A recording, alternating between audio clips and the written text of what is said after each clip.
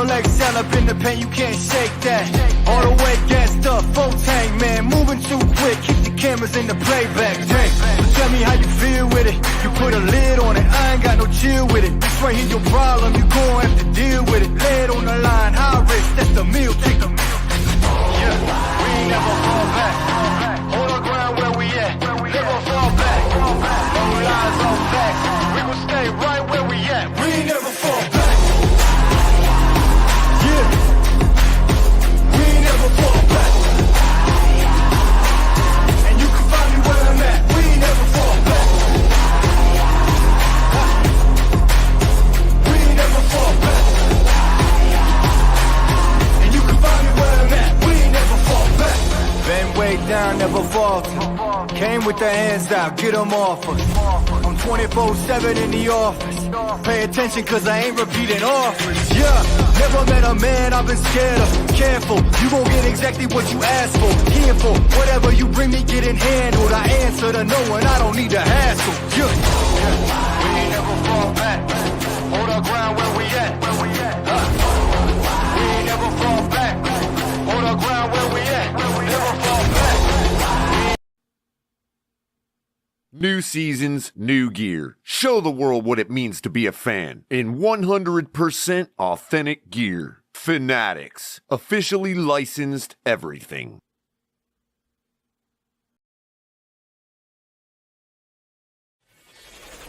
Get ready to dive into a new role of online shopping with the Fins Tailgate. Whether you're a die-hard sports fan or just looking for the latest fashion trends, we've got you covered. With a wide variety of products from your favorite sports teams to stylish accessories and home decor, we're your one-stop shop for all things tailgate. Our easy-to-use website and hassle-free checkout process makes shopping with us a breeze. Plus, with frequent sales and discounts, you won't want to shop anywhere else. So come on in and join the party at the Fins Tailgate, your new go-to destination for all things tailgate.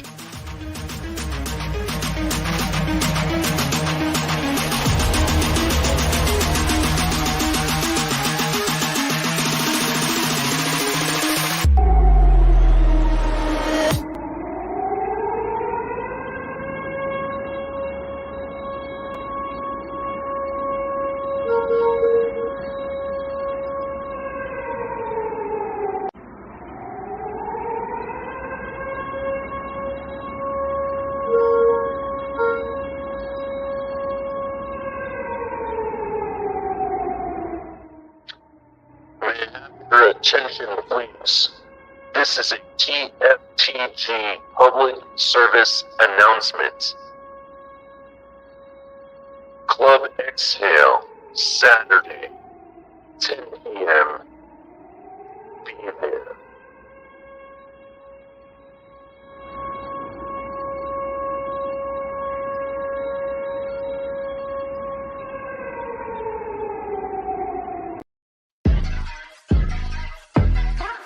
Ayy, I got the recipe, never gonna let any op get the best of me. Thought it was distance, but haters is next to me. Talk to the spirit, you know I've been heavenly. Company definitely show your trajectory. This ain't a diss cause I say it respectfully. It's time to eat up, bread like a speeder. Taking it deeper and that's how it better be. I never let the comparison get to me. I just remember the promises meant for me. I know the enemy and that he's sent for me. I keep the blood of the lamb as my centerpiece. I cannot trust in no crystals or energy. Look at the chemistry, it do not even mix chemically. Most of the tricks they be gimmicks, they mimic the truth. It's poison and we got the remedy.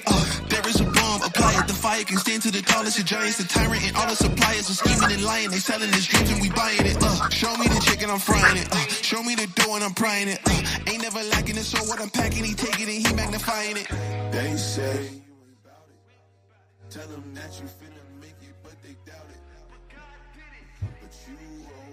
Good morning, Fin fans. It is Friday morning here at Top of the Tailgate. I'm your host, Ali the Persian. Welcome to a new episode. Right? It is Friday. It's the end of the week. Last episode of the week. If you didn't know, top of the day usually from 6 a.m. to 8 a.m. But we are here. We are the last day of the week. Tomorrow is Club Exhale, so get ready. Late Night Exhale, still Late Night Exhale. We're just bringing the party back to the TFTG if you didn't know. But let's start off all right, you know? First, hit like and subscribe. Check out some of the other content we got going around here. We got El Capitan with the TFTG show Monday, Wednesday, Fridays, and he'll be calling games Sundays. So definitely check him out. You got Coffee and a Cup of Color, and myself, Ali the Persian, with Top of the Tailgate. You got Broken Takes, you got Late Night Exhale. We're pretty much everywhere. Check us out. Also, check out Shake Money with the Smoke Lounge and the Drive Time show. And then he also has this Saturday show from time to time. So check him out. You also got Lewis and the Rabid Dolphin. He also hangs out with us all over the place, doing the spaces and everything. So definitely check out Lewis. Don't forget about KP and the Fantasy Talk. He has another show that is planned. I can't wait for that to come out. I got to get with him to find out when he's going to premiere it so I can start advertising for it. But he's going to be bring the real on some people around here. In addition to that, check out Crypto, you know, Mondays and Thursdays with the Crypto show. And he also does the Insomnia show with at 3 a.m. in the morning with Shake Money. And don't forget the OG Tonk, TMI Tuesdays is back. Check out Tonk. He was on vacation the last 2 weeks, so we should have a good episode of TMI Tuesdays this coming Tuesday, hopefully. So definitely check him out. While you're hanging out with us, like I said, you know, hit like, subscribe, turn on the notification bell, tell your friends, tell everybody, you know, come join us. If you really like the content, you want more exclusive content, we got memberships. You know, we got 3 different levels. You got Amigos, Familia, and MVP. I want to say it's like $2 or $3 a month for Amigos. Definitely check it out. You get exclusive content. There's exclusive get little emojis that you can use in chat to banter with, specifically against the Buffalo Bills fans around here. What else? We, you know, if you don't necessarily want to become a member, but you want to help out the channel, we do accept Cash App, Venmo, Super Stickers, Super Chats. Like I said, you don't have to do that kind of stuff if you don't want to, but we definitely appreciate it. It goes a long way. You know, it helps us out, keep bringing content to you guys. While you're hanging out with us, definitely check out the description below. You already saw it, Fanatics. Get your officially licensed everything from t-shirts, hats, jerseys, signed memorabilia. Soon it'll be your one-stop place to get the NFL PA trading cards. So just so you know, check out Fanatics. They got everything there. Use our link below. It definitely helps out the channel. If you use our link below, just so you're aware, it tells them that we sent you, and it gives us a little credit. So that's why it helps us out. In addition, you get all the same deals, all the same everything.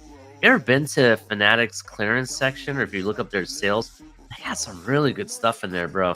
They're always got like up to 60% off or something going on. So definitely check them out. In addition, check out Backroom Collection. Maybe you're looking for a new centerpiece in your house to hang somewhere. Check out Backroom Collection. They got some really cool canvas artwork for Miami Dolphins and other sports. They also do custom work. Check them out. This stuff you can hang virtually anywhere. Place of business, a bathroom, bedroom, does not matter. Man cave, whatever, your office, outside, does not matter. You can hang this stuff anywhere and it looks awesome. They also have accessories for those little mini helmets and stuff that people collect. If you're just joining us, I see more people, joining. Make sure you hit like and subscribe and turn on the notification bells, like I said. And if you need some energy with all the content and all the stuff we put on around here, check out Dubby Energy Drink. All smash, no crash, infused with a lot more vitamins and minerals that are actually beneficial to you, and a lot less of that byproduct that's harmful, right? You don't get that jittering or shaking, according to what they say. And in addition to that, they have some really cool flavors. And if you don't take my word for it, check out Shake Money. He actually has a review video out there. As well, he does several reviews, usually on his Saturday show, where he tries out some of the newer flavors. So definitely check out that if you don't believe me. Use the link below. And if you want to save 10% off with Dubby Energy Drink or Backroom Collection, use code TFTG at checkout. Shout out to our affiliates in the link below. Check them out. Last but not least, as you saw the video, don't forget about TFTGnetwork.com, your one-stop shop for TFTG everything, right? If you go there, there's tons of stuff. First of all, you get exclusive Miami Dolphins news up to date constantly, because we have a feed of Miami Dolphin news coming through there. In addition, you have access to all of our videos and our individual playlists. We have you can read more about us as the host and find out more about us. In addition, there's going to be articles and blogs that me, El Capitan, and Color are going to be doing on pretty much on full time pretty soon. I know after this week I will have a new article put out. I already have I want to say 5, maybe 6 articles in the past that I've written, so you want to go check that out. But there's going to be a live blog I'm going to be doing. I already kind of have it typed out for the storyline, but I want to see what happens in the next game, see if where I want to take that. So definitely check out the blog section and everything. In addition, it's a good place that we're going to be putting out news about the TFTG and events that are going on around here. If you sign up for the newsletter, you also get 10% off your first purchase in the merch store. The merch store is not your basic merch store. It's not just a t-shirt, hat, and mug, right? You go there, there's tons, all different types of t-shirts. Stuff, not just our shows, but stuff like, stuff that we've said in the chat or on the panel, people that were on the panel that have said funny stuff. Everything that's in there is inspired by you guys, the audience, from the people in the chat to the members to the people on the panel, right? That is what inspired everything that you see in there, and there's something for everybody. There's little handheld purses and stuff for the ladies. There's stuff for the kids. There's t-shirts. There's hats. There's mugs. There's cookware. There's blankets. There's flags. There's everything. There's playing cards. I gotta get back. Thank you for reminding me. I gotta order those because I wanted my own playing cards for my own show. So definitely check that stuff out. There's tons of stuff in there, right? So check out tftgnetwork.com. And if you sign up for the newsletter, which I recommend that you do, save 10% off. Shout out to everybody in the chat. My co-host should be up here shortly. I talked to him about 10 minutes before the show, and he says he's good to go. He's just going to be a few minutes late rolling in here. But shout out to everybody. Shake Money, becoming a new member or renewing a membership. So shout out to you. Aquavision, how you doing? Mudbone, what's up? Trucker Sean's here every morning. I appreciate you, bro. C Hallful, how you doing? Northwest Ohio guy. Let's see. Flams, what's up? Michael K here, up and early. What's going on? Ruben Jimenez, how's it going? That seems about it. Usually we get Heather Long up in here. I was expecting to see her, but I guess she's running behind the times. So shout out to Heather Long and everybody else. And make sure you hit like and subscribe. I'll be shouting out people as we keep going here. Let's see what is going on. And let me actually change up this music. Trying something new here. What'd you guys think of that OJ McDuffie highlight reel, right? It's pretty dope, right? I liked it. So there we go. Get some lo-fi music going. So that being said, how's everybody doing, right? Thursday night football game. I promised you guys, as you guys saw in the title, it is Freaky Friday. And I am going to wear something goofy here for you guys. I'll wear it for the whole show. Well, from now until the whole show. I know you guys are going to laugh. I know you guys are going to giggle and say, make comments. Michael K is going to have a heyday. I already know. It's all good. It's for the fun of it. Basically, we're bringing themes to the different episodes here around the top of the tailgate. Freaky Fridays are going to be on the regular. Just something goofy, fun, what the hell? We've had a crazy week. Let's take something off of our chest and laugh about it, right? That's basically the premise. It's kind of like your crazy backwards day at school where you wore like crazy socks, or mismatch day where you wore a bunch of different stuff. Basically, it's the same premise, right? To have fun with. So I'm kind of waiting for Color. If he doesn't show up in 5 minutes, I'm going to start without him. It'll disappoint me, but I kind of want Color to be here because Color's going to be supposed to be doing the same thing. Maybe that's what he's working on. He can't decide which hat or which t-shirt or what look he's going to go for. So maybe that's what's going on. He's stuck in the mirror. Um. All right, but let's keep the show going. I'm not going to stop. We'll start off with cause for cleats. Usually I do coffee of the week, but I'm going to wait for color just shortly. Cause for cleats. Today's cause for cleats, just so you're aware, is for oakcliff.org. Again, that's for FOR Oak OAK Cliff CLIFF.org. Right. If you didn't know, conceived out of necessity for Oak Cliff, got its start in 2014 by Taylor Toynes. Yeah, Taylor Toynes and his W.W. Bushman fourth grade class. Toynes began teaching a Bushman Elementary in his hometown neighborhood of South Oak Cliff through Teach for America. While in classroom, he saw a majority of his students did not have school supplies, an issue that Toynes realized stemmed from the community extreme poverty.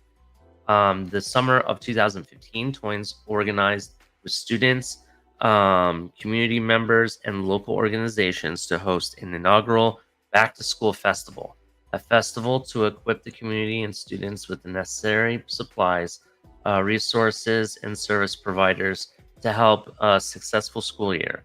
Over the past 7 years, the festival has grown tremendously, helping to serve over 4,000 students and parents each summer. Since its inception, the festival is an annual staple event for Oak Cliff, but is only a portion of liberating work provided to Superblock in 2016. For Oak Cliff leased an office building in the Black-owned Glendale Shopping Center, offering community-free GED classes, after-school tutoring, computer lab / Wi-Fi access, and weekly food distribution, and an event space for rentals. And an event for space rentals, basically to have like events, parties, all that kind of stuff. Most recently, for Oak Cliff, took an even bigger step towards its mission and purchased a 20,000 square foot building sitting atop 10 acres of land, formerly the Moreland YMCA. It is now called For Oak Cliff Community Campus, a safe space to expand our pillar-driven programming, comprised of 13-person staff. For Oak Cliff works to identify the pressing needs of the superblock and create solutions-driven programming and resources. Their impact, just so you're aware, 45,000 neighbors served, so people in the community. 7,000 of number of children in the superblock area. Lena Start, basically 1,130,000 words spoken by adults and babies with interesting. It had 43 GED graduates and 1,900,000 pounds of food given away. That's basically that they have.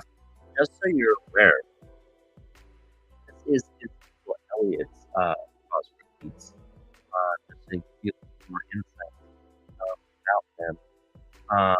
They aim to liberate Oak Cliff from systemic oppression, culture of education, while increasing social mobility and social capital. So you're aware of that. If you'd like to know more about them, how to donate, how to get involved, events, education, any of their services that they provide, go to foroakcliff.org. They have a lot of different things. They even have forging and art classes. They have food drives. They have a lot of stuff. Their campus is pretty cool. I mean, what I'm looking here on the site, they have a lot of different programs, and they're all about the kids and everything and whatnot. So definitely check them out. I think it's a really good cause, and it helps out a community of Oakland. So definitely, I'd recommend checking can also become a member of both of them as well. A lot more about the memberships. Shout out to them. And as I've stated before on the show, we're not affiliated with any of the possible leads that we provide. We are just bringing it back to with my programs. There's a lot of programs that are out there. A lot of things that you're taking advantage of. Maybe it's a need and you don't know. There's other things that you want to know about. Bring awareness to it. So if there's something, maybe a organization or a charity that you want us to shout out to, put it in the comments, not the chat. Put it in the comments below because we do read them, and someone will tell me or I'll see it. When I do, we'll try to put it out on the next show or so. I have a couple of that have already been people have DM'd me that I gotta bring out, so I will be talking about those shortly too at some point. But I promise you, at some point we will make more to it. So shout out to everyone. I see more people joining in the chat here. Let's see who we got. Bryson, good morning, sir. There you are, Heather Long. We thought we missed you all this time. How you doing? You're late. Usually you're like the first person on the list. So how's it going? Jay, what's up, man? Good morning, sir. I want to make sure I got everybody. Marino's Goat, I see you, man. How you doing?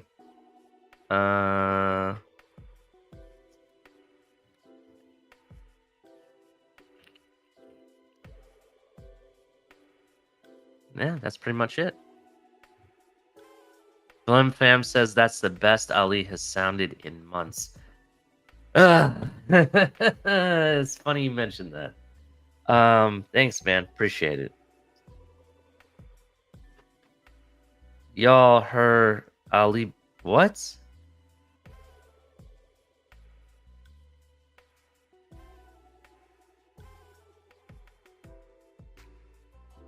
So what's going on? Like my voice is breaking up? Is that what you guys are saying? Put it in chat. I didn't understand.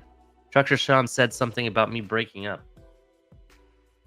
Do I sound okay? Or is it still choppy? Oh, okay. Do I sound okay now? Chad Marcion, how you doing, man? Flava J, what's up? 72 undefeated. Appreciate you guys.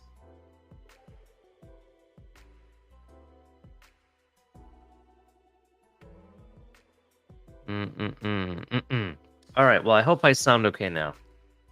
If I still sound choppy, let me know. Yeah. Anyway, let's keep it moving. How's everybody doing today? I see people are talking about the consistency of our offense. Yeah, we will be talking Miami versus New England today. I promise, Jay. We will. We will. I'm just trying to wait for color for a little bit. He said he'd be here in about a few minutes. It's been about 24 for sir. If you're listening, get your ass up here.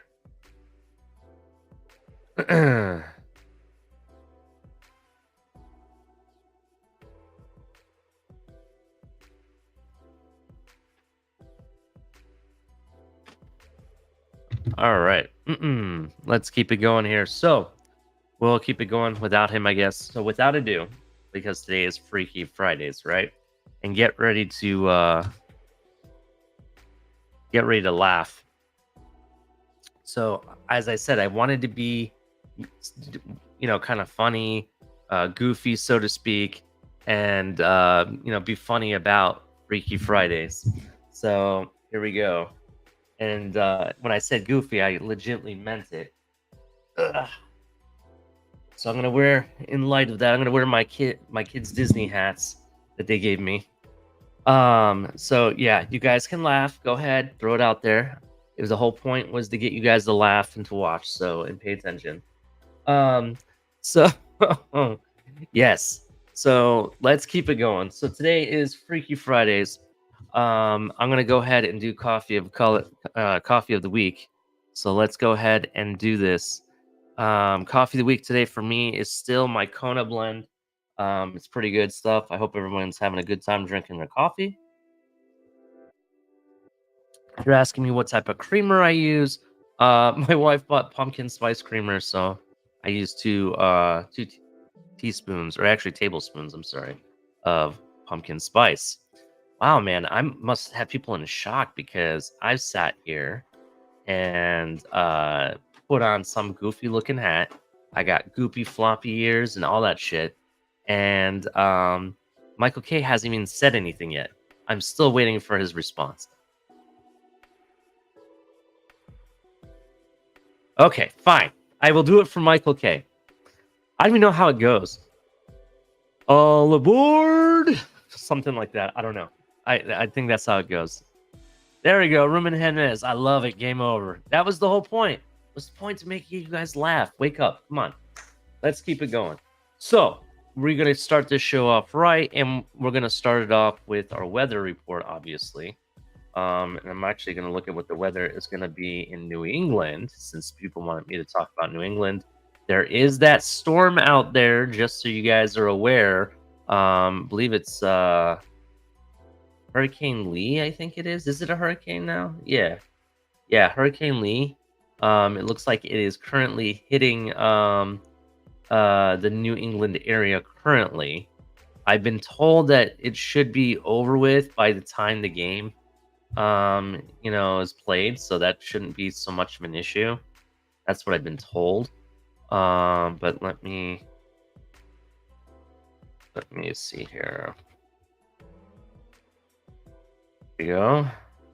Foxborough.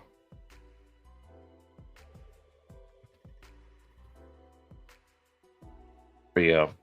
Let's see what their report is for Sunday. Sunday, they have partly cloudy, mostly sunny. Chance of rain about 4%. That's what they're saying for that area. So it'll be interesting. We'll see what happens with the weather, if that affects anything. But it'll be a good game. I want to keep it cool on here. So let's see. I've already mentioned I'm drinking my coffee, Kona blend, which is a Hawaiian blend of some kind, with some pumpkin spice creamer.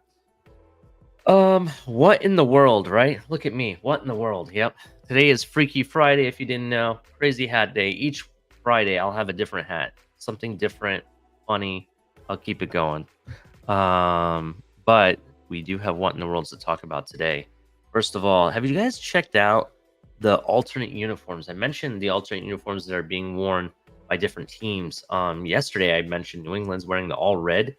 And I made some type of ill will joke about how they're going to look like, I apologize for saying this on the morning show, but I used tampon, right? With the white pants. Yeah. I know that's insensitive. I shouldn't be using that this morning, and I apologize for that. But it's true. I think they're ugly, personally. The Cleveland Browns showed off their white uniforms. They're debuting their white out series uniforms Monday night versus the Pittsburgh Steelers. I kind of like it better than the New England one, and I kind of like it better than the regular home brown jerseys that they normally wear. They're not natural jersey that they wear personally.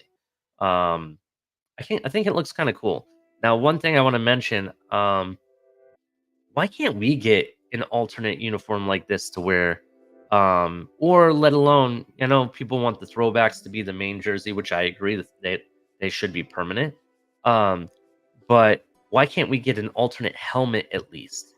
If you're gonna force us, to wear the jerseys that we have, at least get us an alternate helmet. You know what I mean? That's something I would like to see. There's some cool ones throughout the league. I've been, showing off and showing to people. So definitely something to think about. What do you guys think about the Browns uniforms that they're going to wear? Or what do you guys think about New England wearing the all red uniforms? You know what I mean? I hear that it's going to be all red, red gloves, red jersey and helmet, and then they're going to have white pants. That's what I was told, but that's what we'll find out. Put it in the chat what you guys think. Ruben Jimenez he says, okay. Yeah, I think it's okay too. I like it kind of. I kind of like Cincinnati's all white, jerseys. I heard they're going to bring that back this year too. So I kind of like that also. I just wish we had not necessarily an alternate jersey, but at least an alternate helmet. If that's such an issue, because I know we already have the throwbacks that we wear and whatnot. So Ross is cheap. Ross is less from cheap. He'll spend the money. People just have to market it, I guess. Listen, I'm one of the only people that I know that I've talked to in the community, that I've seen people wear at the games. I'm the only person around here that I think owns the gray Tua Tagovailoa jersey, right? The gray one. Yes, they did put out an official gray one that was on Fanatics, right? I'm one of the few people that own it. And it looks fire. And I would love to see them wear that, as a uniform on the field, personally. So there's some that I think they could market really well. Someone just needs to get in Greer's head, to be honest. I'm not a Versace. I'm sorry, Jay. I wish I was. I'd have all the money. Let me tell you. Let's see. Miami Vice colors. Okay. The Miami Vice colors is good for the Miami Heat, right? I think it looks fire on them. On a football uniform, it's just a little bit too gaudy, just a little bit. I think it's dope. There's an Eclipse helmet that you can buy. I don't know if you guys have seen it before. Actually, let me see if I can find a picture, because I wouldn't mind this color's tone. So just bear with me one moment.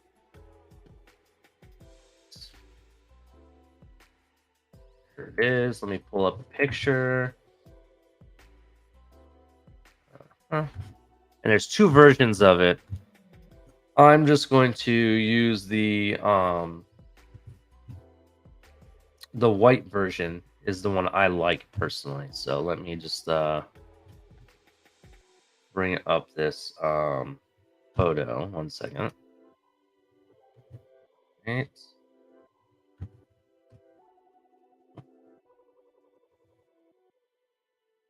Go. Sorry about this. I'm just bringing up the.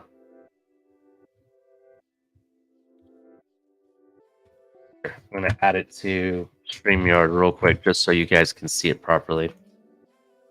Here it is. Okay. It's loading up. Here, this is the Lunar Eclipse helmet. I think this helmet looks dope. I would love a uniform based around this. This is as crazy I'm going to get.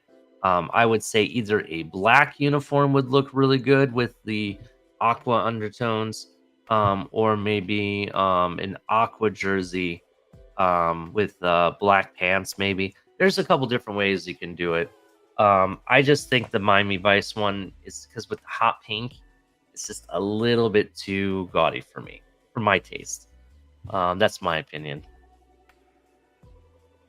So yeah, I would love to have that helmet. I think it looks fire. Just go retro, make Miami great again. Hey, I like the retro uniform. Don't get me wrong. It's just that all these teams are going like a different color or a different, just like a retro uniform, but it's like different. It's nothing they've worn before, like the whiteout jerseys and stuff. I just think Miami would look good. Even if it was a whiteout jersey for Miami with that helmet, that looks fire, bro. Just being honest.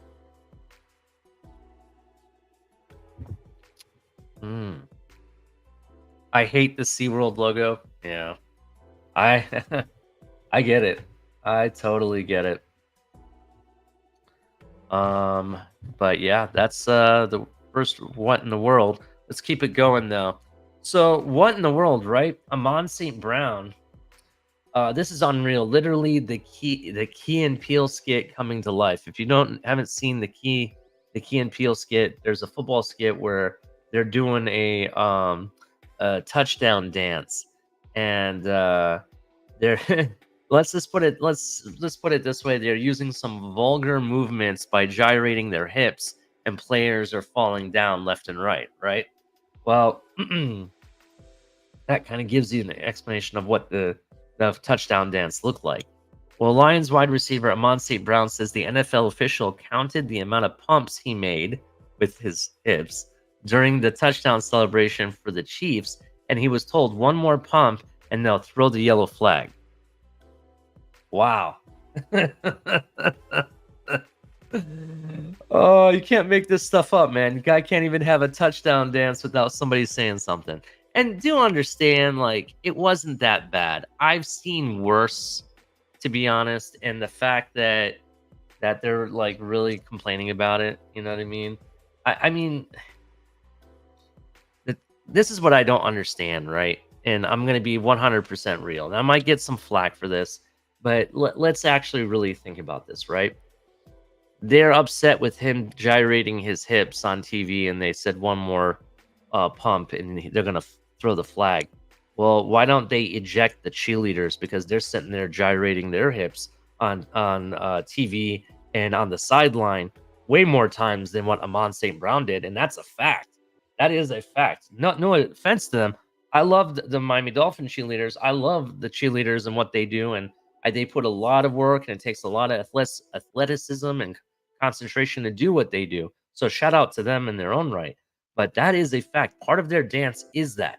So if they're allowed to do it, continuously, why can't he do something similar? That's a part of his touchdown dance. It wasn't like it was the whole game. I'm just going to be real about it. I just think it's crazy.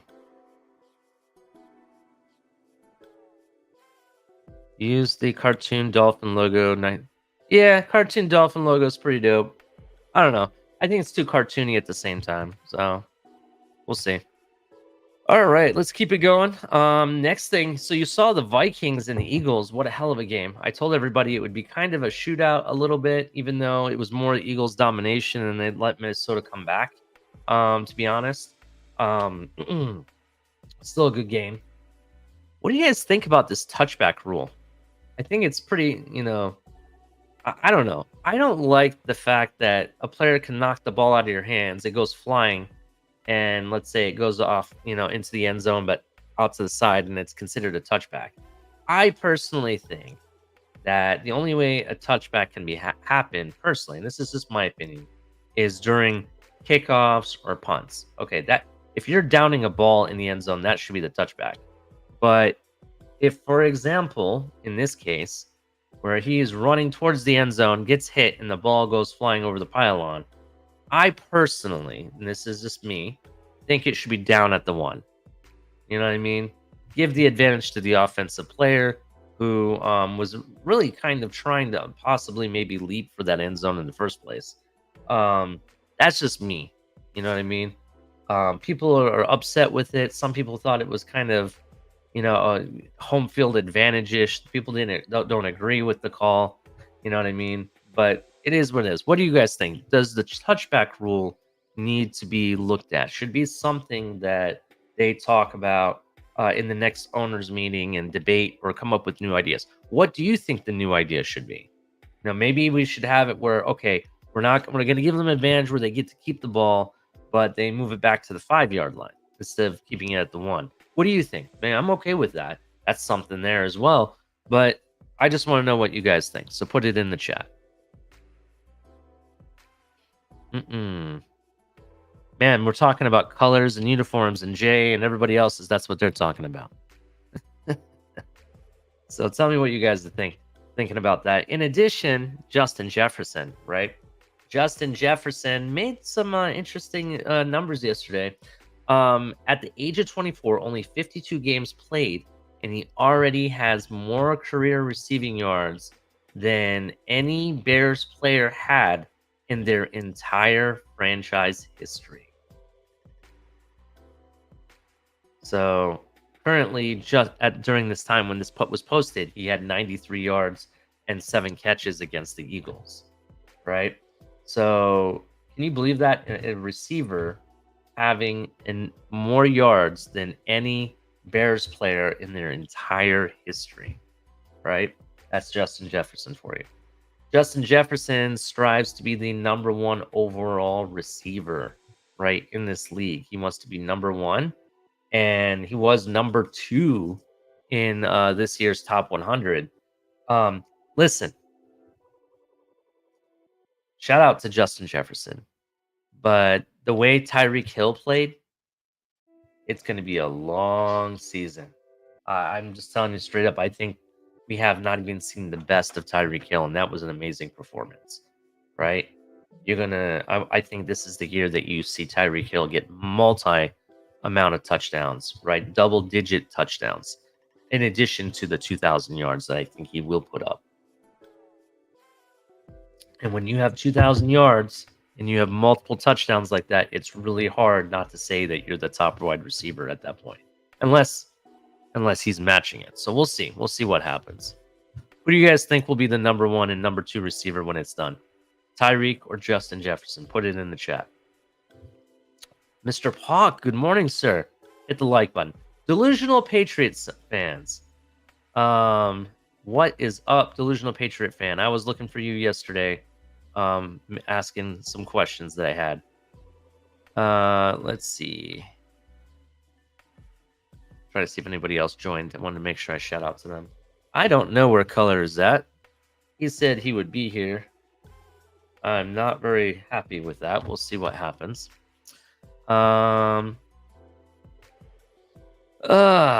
Anyway, let's see. Let's keep it moving. So, next, what in the world, right? Really the ending part of it. We'll just have a slight update with Aaron Rodgers.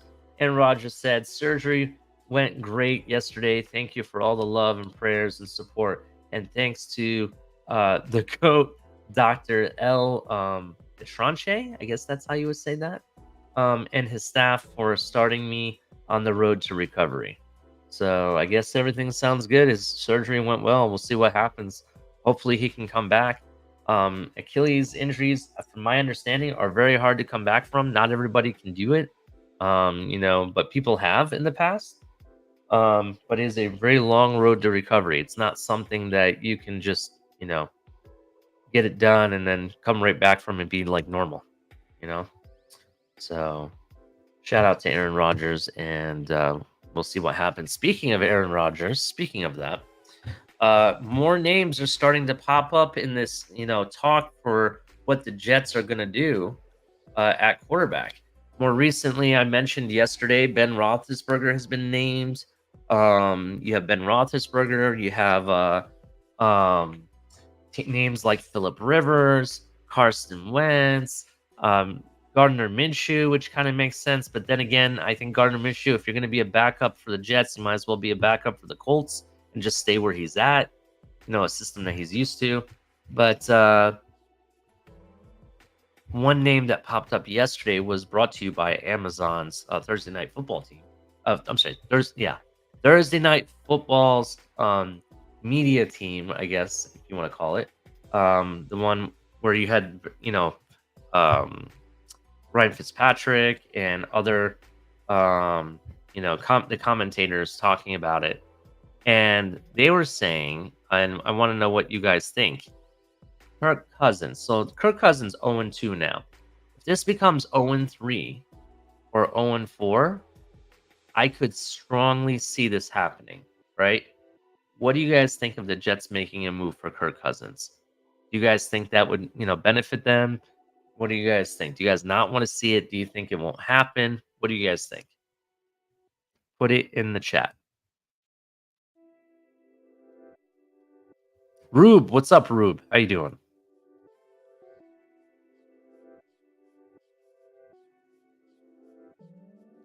Hold up, these old men aren't going to be behind that bad Jets O-line. Yeah, none of these old men are going to.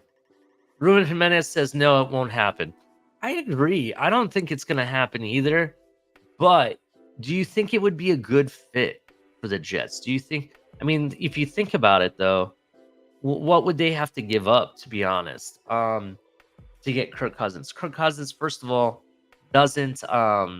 he's on the last year of his contract, I believe. And I don't think it would be very much they would have to trade to get him. But do you think a Kirk Cousins in their offense with that defense can be effective? What do you guys think? Trucker Sean says no. Yeah, I kind of agree with it. It does kind of make sense that, they bring in an actual veteran starter You know what I mean? Maybe one that's not in a great situation. I honestly think that, from my understanding, according to the Vikings, actually reports are coming out that the Vikings are moving off of Kirk Cousins and they have refused to resign him to a long-term deal. So I kind of think he's going to be on his way out anyways. So that's why I was like, well, why don't you give him a tryout with a team that really needs a quarterback for the long haul? But yeah, I can see that. I don't think it happens either, to be honest. But then again, it doesn't matter who they get because they're just going to jet it up, as they always do, as I predicted would happen. I just didn't think it would be this early. Mr. Pox says slim chance. Yeah, maybe. Maybe you're right. All right, so make sure you hit like and subscribe. That was my what in the world. And I want to get to other stuff here. It is currently 6:47 in the morning, and the current weather report in Miami, it's 81 degrees, it says. Today's high is 88, low of 80. It feels like 89, and there's 81% humidity, so you're aware.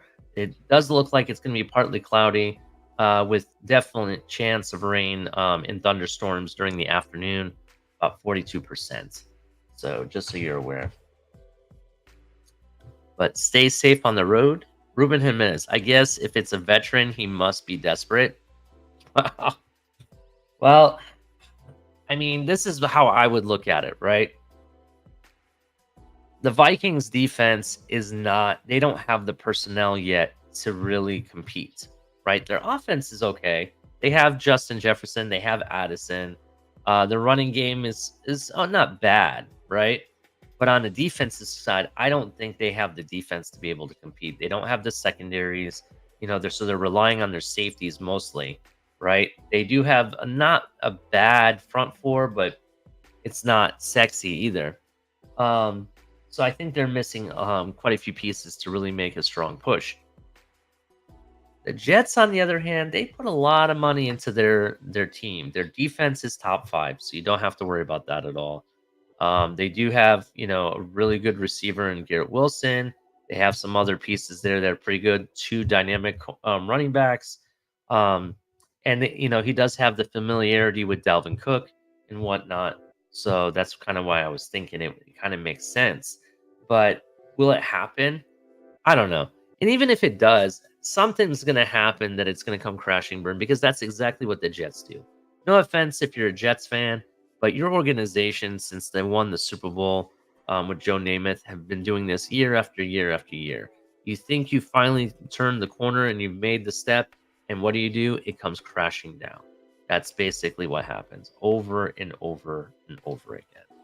So it's like Groundhog's Day, to be honest. Get your hopes up only to die hard.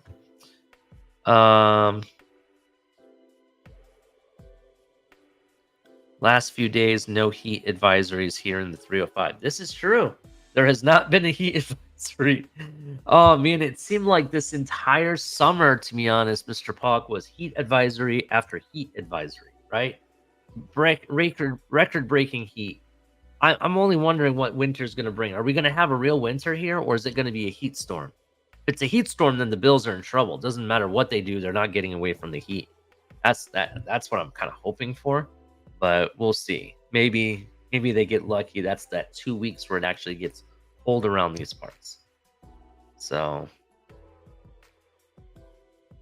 with Wilson, they're going to have 6 wins. I agree. I think with Wilson, the Jets have 6 wins. Jay, that's a good way to look at it. It was over before it started. I agree. I felt at some point it was going to come crashing down. I just didn't think it was going to be 4 plays in. I thought it was going to be like maybe a couple weeks in, and then all these reports come out that Aaron Rodgers was sending some illicit picture to, Zach Wilson's mom or something to that effect. You know what I mean? Something crazy, tabloid, Inquirer-ish, type of shenanigans, something that you would see maybe on a Jerry Springer episode, something crazy like aliens have arrived or something. Jets don't need to carry anything, not even a rabbit's foot. They need to pack up, close up shop, Have a nice day. That's what they need to do.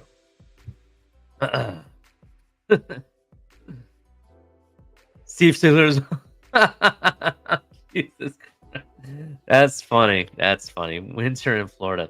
Yeah, well, depends what part of Florida you're at, because my friend lives in Florida, closer to the upper panhandle, like northwest area, and they get snow up there every once in a while. So winter can happen. It's just not the same kind of winter if you're living up north. Like, I'm from Northwest Ohio, bro.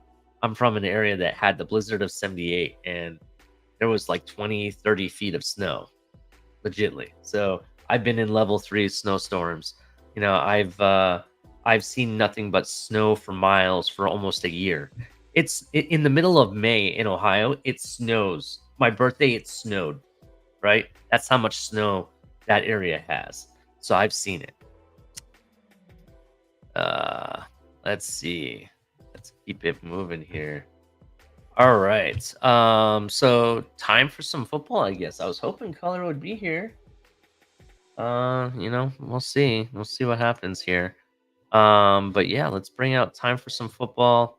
I got some articles to talk about, and then what we'll do is we will talk about the New England game, and I will give you my prediction. You know, some tidbits on it and whatnot.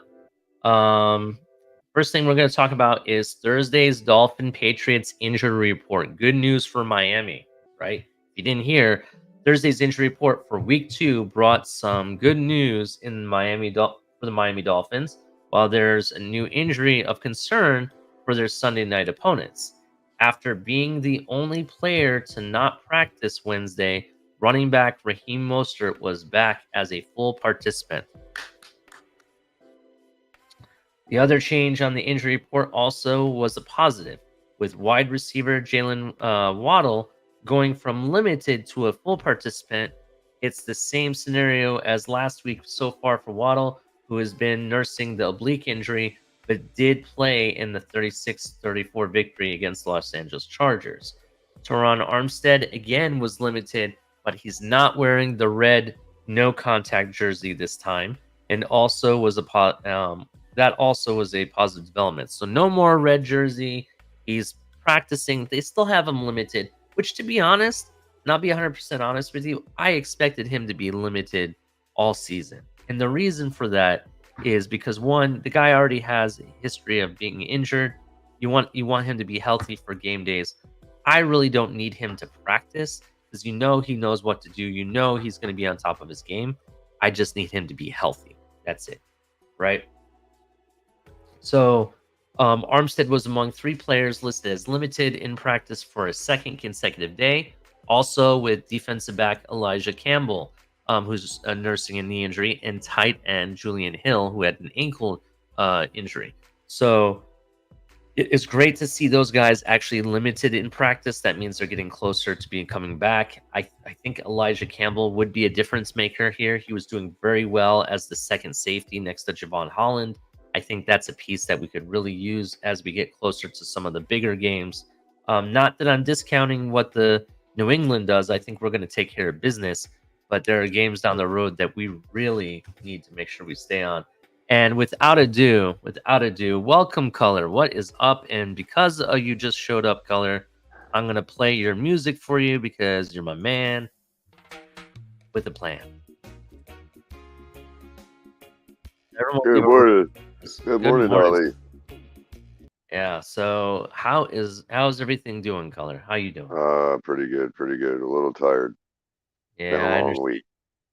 It has been a long week. You feeling any better? I know you were under the weather yesterday.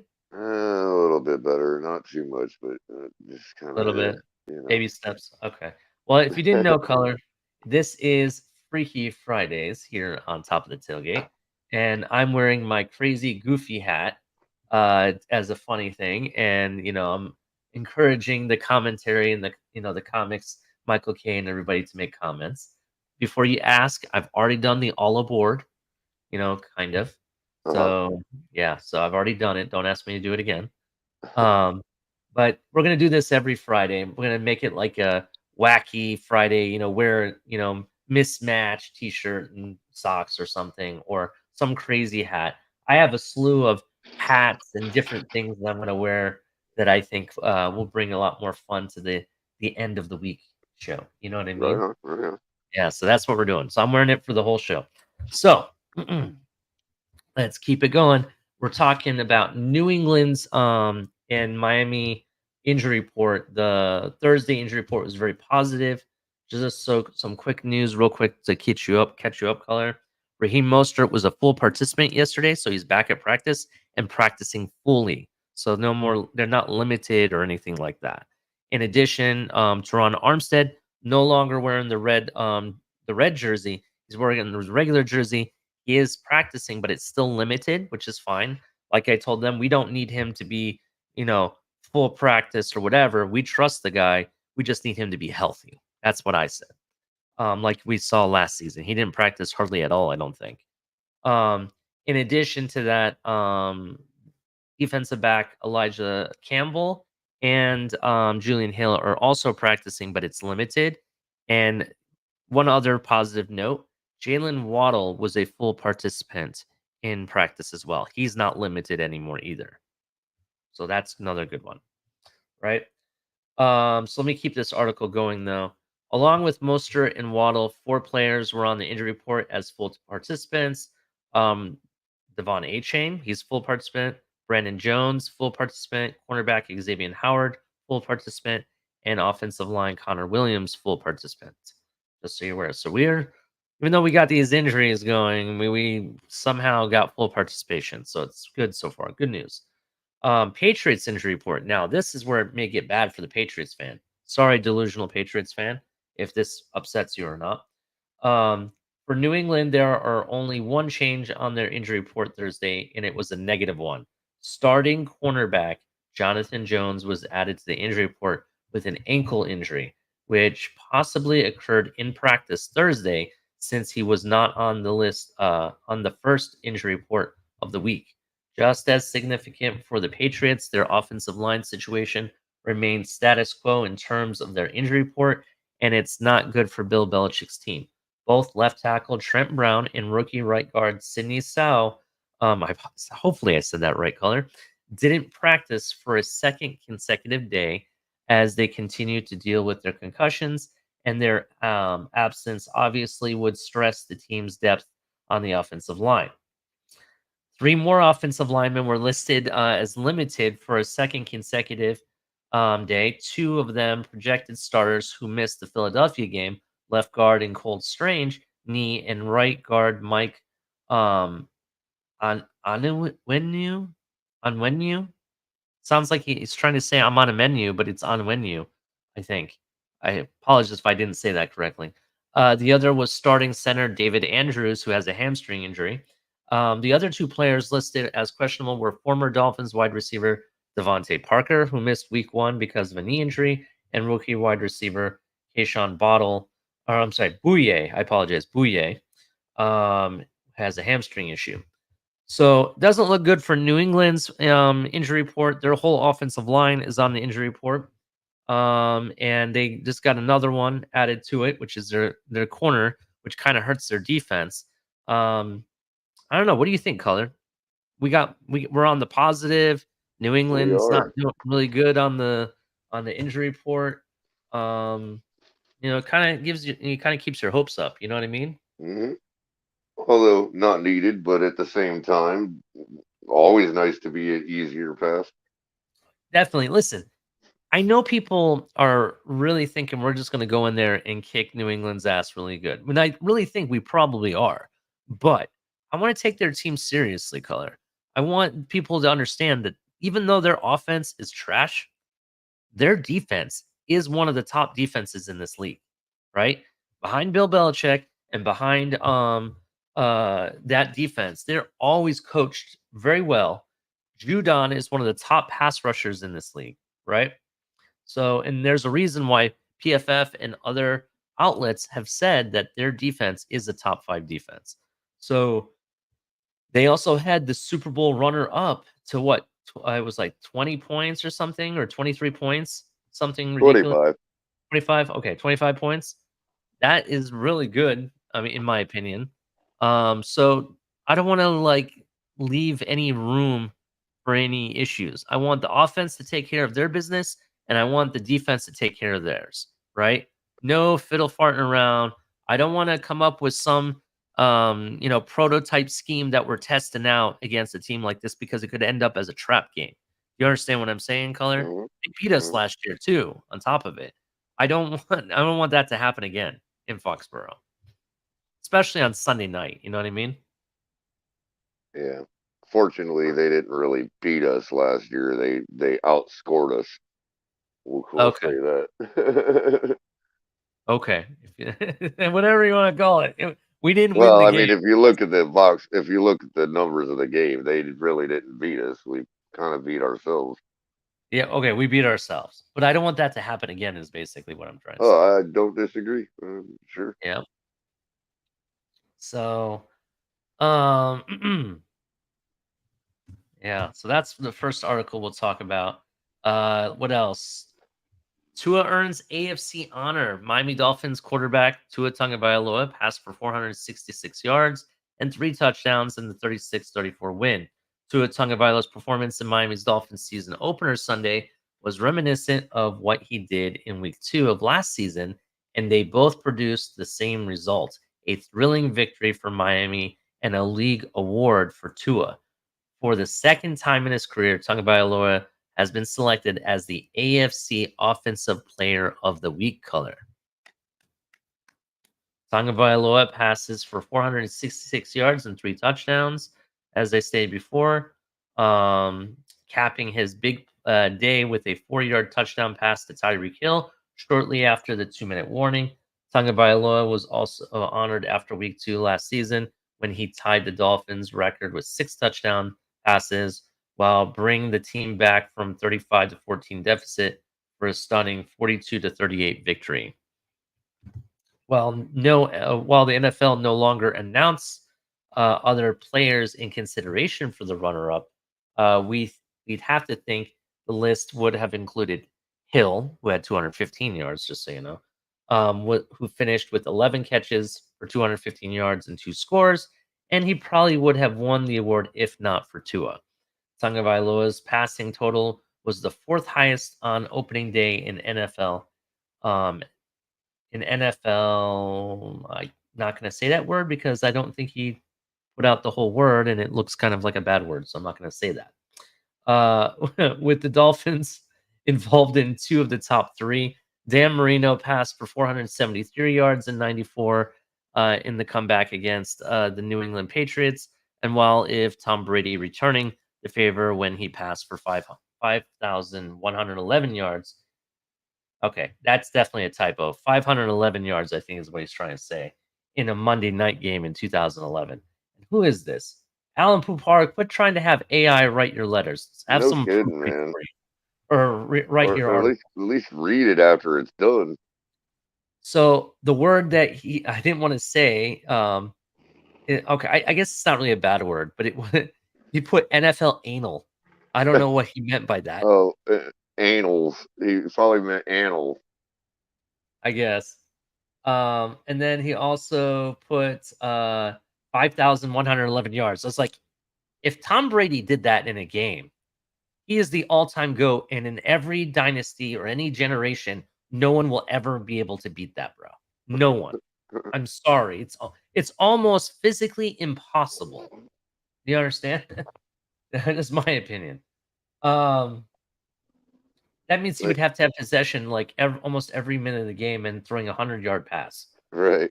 Oh, just being honest. Let's keep it going though. So that was, shout out to Tua.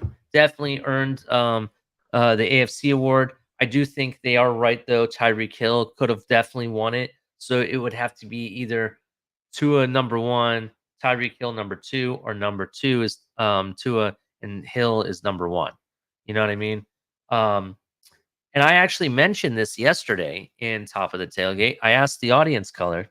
I asked them, do you feel that there's a possibility that Tyreek and Tua could both be in for the MVP? And I said, wouldn't it be neat in that they won't do this because they obviously have to have an overall winner.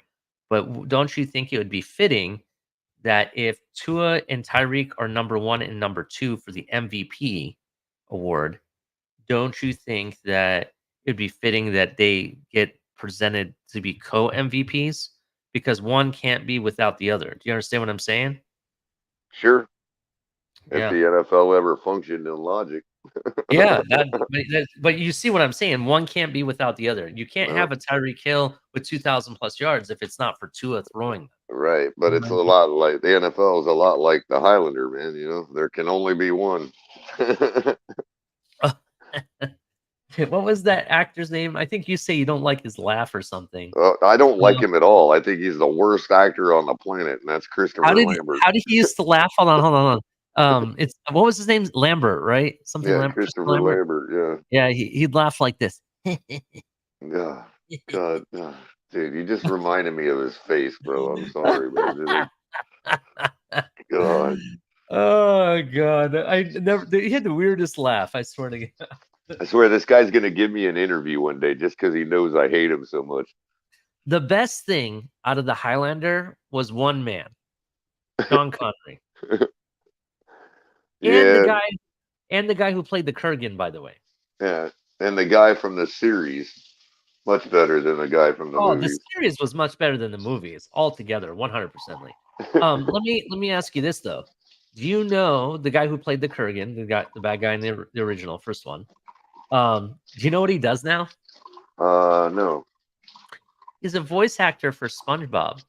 Oh, jeez. Krusty Krab or whatever, the Mr. Krabs. Wow. He does the Mr. Krabs voice. Yeah. So. Oh, yeah. Yeah. Is that the bar owner or something? The restaurant. Oh no, Mr. Krabs. Oh, okay. Mr. Krabs, whatever his name is. I never watched it. Captain Krabs. I forget what it is. I don't watch the show. My daughter watches it, and I'm like, I don't understand this. I don't know. It's not for me. I think that's the only saving grace of not having any kids, man. Like, you don't have to deal with that stuff. Yeah. I didn't have to watch SpongeBob. Yeah. Mm-hmm. All right. Let's keep it moving here. Let's see what else we can talk about. Where was it? All right. So Vic Fangio, we're going to talk about the defense a little bit, color, and some tidbits on that. Then we'll get into our predictions and what we expect for the New England Miami game.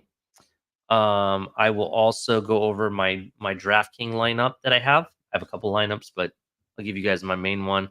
Speaking of Ali, I ended up killing it last night on that one single lineup that I told you that was all crazy. Nothing. But I ended up killing it. Everything except for my captain, bro. Even Penny worked good as a sleeper. He didn't get all the carries. Swift ended up getting them all, but Penny still did enough that had my captain come through, Penny would have given me enough to differentiate, and I probably would have won. Like, because all my other guys were on fire, man. And guess who I have in my captain spot? Who do you have on your captain spot? Do you think I had DeAndre Swift? Obviously not, because I didn't win the tournament, right? I told you should. I had Addison, bro. Had Addison in the captain spot, man. Everybody else performed, and he comes right out and puts the ball on the ground. I'm like, are you kidding me? Well, just so you're aware, I won $5 last night. Yeah, I figured you did. Well, I saw TJ Hawkinson got that last touchdown. I'm like, well, I know Ali's happy because you play him just about everywhere. Yeah, I love TJ Hawkinson. At one point, I kid you not, color, I actually had it on the screen, and I meant to. You were in first for a while. Were you got the sweat last night? I was not quite in first, but it said that I was winning $1,000, and I was right. They, by the way, in case you never, because I know you picked it up kind of last year, but the lingo, that's what the sweat is. That's called being in the sweat. Yeah, I was. Because it happens a lot. Like I've been in first for like the whole day, where I'd be winning like 50 grand or something, bro. And it's like nothing. What I noticed was happening, bro, is that even though like my team was on fire and I was the leader, right? Mm-hmm. And players that were scoring last night, I had on my team. Right. It hurt because other people had them in better positions than I did. They had them in a captain position where I didn't. So my captain blew up. Kirk Cousins, for example, on this lineup, he blew up. He had 48.84 points, right? Right. However, had I had Devontae Smith or TJ Hawkinson, for example, in the captain position, that would have blown up even more. And Swift probably had 40 points without being in the captain spot. You know what I mean? Yeah, that's what I'm saying. Swift there would have been perfect.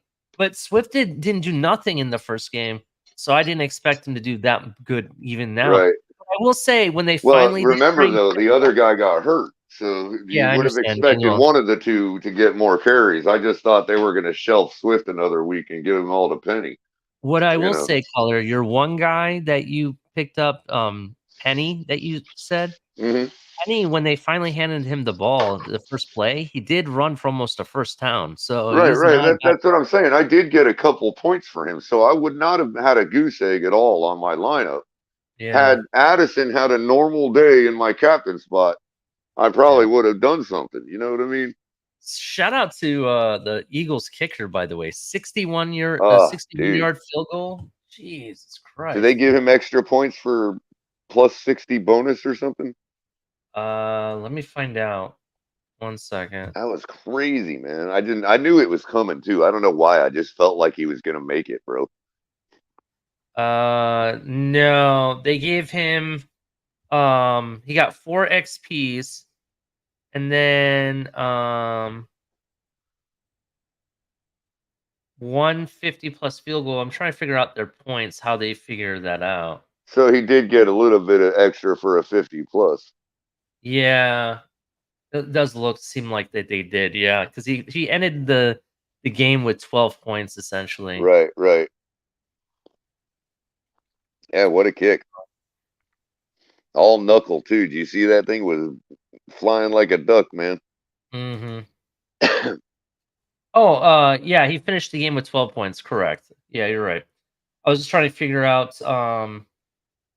So I guess he missed a field goal last night too, so that kind of hurt him. He could have had more points. But that was a 55-yarder. Yeah, but he made the 61-yarder. That's why I had a feeling he was going to make it, man. I'm like, I don't know what it is. I feel like he's going to make this, man. That 55-yarder, I think it had the distance. It went to the right, I think. A little bit to the right. Oh, wait a minute. Oh, no, never mind. I'm sorry. Yeah. The other guy I had that was pretty decent, Color.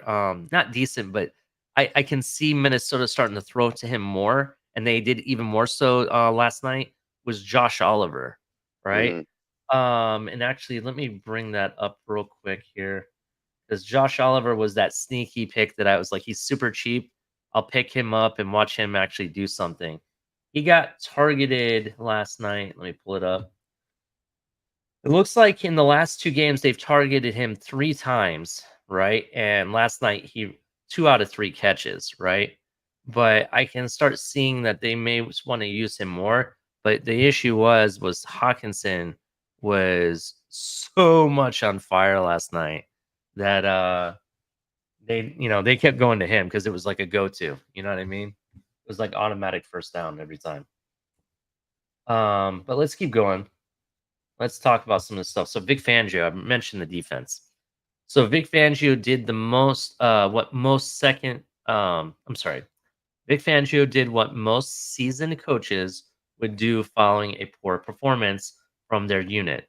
The Miami Dolphins defensive coordinator, who has spent 22 seasons as a coordinator or head coach in the NFL, fell on the sword, taking ownership for his unit's struggle stopping the run in the 36-34 fourth quarter win against the Los Angeles Chargers.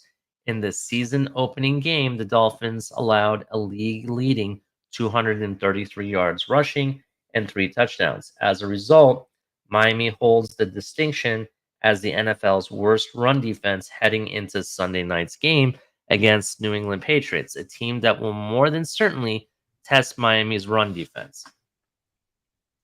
That's mainly my fault, Fangio said. I did not have the guys ready to perform the way I thought they could. I didn't do a good job of prepping them, according to Vic Fangio. According to Fangio, the Dolphins' top priority against Chargers was to contain receiver Mike Williams, who was held to 4 catches for 45 yards. And with quarterback Justin Herbert's scrambling ability, Miami needs to maintain pass rushing integrity. But the defensive strategy seemingly left Miami vulnerable to the run, and the Dolphins coach, Mike McDaniel, who is rarely ever critical of players, insinuated that some members of the Dolphins' front seven weren't consistently following through with their assignments.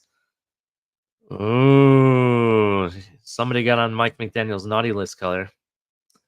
I think there are a lot of people with right motivations that were trying independently to make plays, not thinking about technique and fundamentals. So that has been my message to them, which is my message to all players. It's humanity. It's humanity. Mike McDaniel continued. If you're able to worry completely about what, if you're able to worry completely about what you can control and only that, it's amazing what individuals can do. Reinforcements coming on defense. This is where a seasoned NFL coach comes in and takes ownership for a unit's struggles, especially when your resume is as extensive as Fangio's. Brian Flores did it quite often during his run as Miami Dolphins head coach, and so did Joe Philbin and various other head coaches and coordinators. Falling on the sword is what coaches do in front of the media, but behind the scenes, they provide cut-ups of players playing hero ball, spotlighting players not fulfilling their assignments, with messes with the integrity of the defense.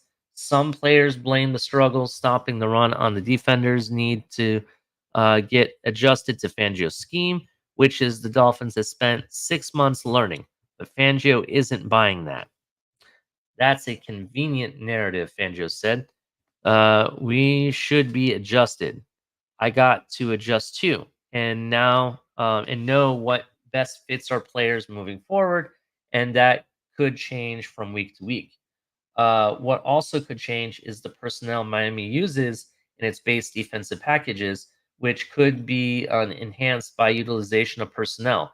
Brandon Jones is a 3-year starter, and the Dolphins expect David Long Jr., one of the team's top free agents additions this offseason, to play more than a handful of plays.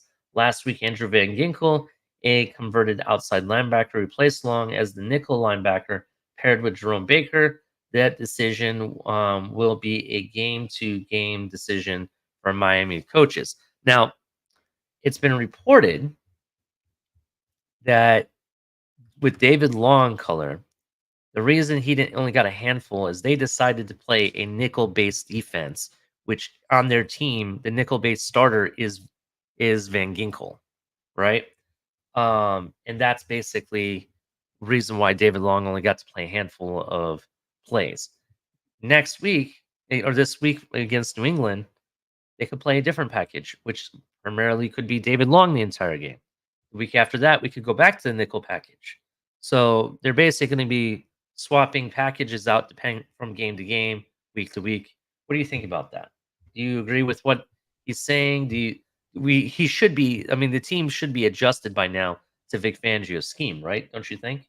Well, yeah, but I mean, it still is your first full game of live action, full speed. So, I mean, I'm not certainly not one to make excuses, but because obviously he isn't. But I mean, it is what it is. I wouldn't, you know. Again, if it continues, then yeah, you gotta worry about it. But yeah, it is what it is. Again, he's not ever gonna admit to that being an excuse, but it's a reality, you know. Yeah, 100%. Listen, I'm still on the aspect that the Miami Dolphins just don't have the full personnel that they need yet for this defense. You look at his other defenses and how they play, and they're playing the same scheme. They don't have a real nose tackle that can clog up that middle. You know what I mean? They don't have that. Raekwon Davis is not that guy, right? I think he's not big enough. In addition, he doesn't attract the double or triple team. Like for example, who's the guy? Sorry, who's the guy that was the nose tackle for the Eagles last night? Fletcher Cox, I think his name is, right? That guy is massive, right? That guy they screwed up. They were showing it. The offensive line in Minnesota screwed up. That's the guy that both the center and the guard need to double team in the middle, right? And they just allowed him to plow right through and go to the quarterback. I think Miami needs that kind of guy, and they did not have it on Sunday this past week, right? Go get a true nose tackle. Go get Akeem Hicks, right? Or if we're not getting him this year, next year, we need to make sure we draft a guy that is that style of player, right? You need someone that can anchor themselves, but be a force enough to require double, even triple teaming from times to allow to free up a Wilkins or a Seiler or whoever's on your right or left to go after the quarterback, right? It also helps clog the middle, against the run and whatnot as well. So, what do you think, Color? You think their personnel is good enough? Do you think we're lacking in certain positions? We're already Always lacking size in the middle. So middle linebacker, to be honest, we're still lacking size there. To be honest, well, I think we're always going to be lacking, but yeah, I mean, I don't, I agree with your assessment. We definitely need to stuff up the middle with something. I mean, because we're just leaking like a sieve right up the middle to running backs, quarterbacks, you name it. Filthy Cat is saying that Cox is 6'4", 310 pounds. Wow. Yeah, but if you look at Davis, he's more of a tall and skinnier guy. You can be 330 pounds. That doesn't make you a big guy. You just have the weight dispersed in a different area. You look at Fletcher Cox, he looks like a much wider person. And I'm gonna be live. I'm not gonna lie. Fletcher Cox plows through the middle, and he should be doubled or even triple teamed from time to time. But that's he's not a true nose tackle. You want the type of guys I'm looking for are like an Akeem Hicks or a Paul Soliai style nose tackle. I mean, that's kind of what I'm looking for. We don't have that.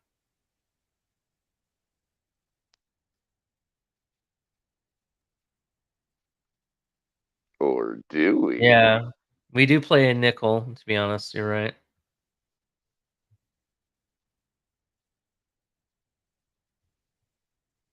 I do understand your opinion regarding the size. He just doesn't anchor himself. Maybe he's too tall. I don't know. I don't know. I just don't. He doesn't really anchor himself really in that middle properly, in my opinion. Otherwise, we would have had.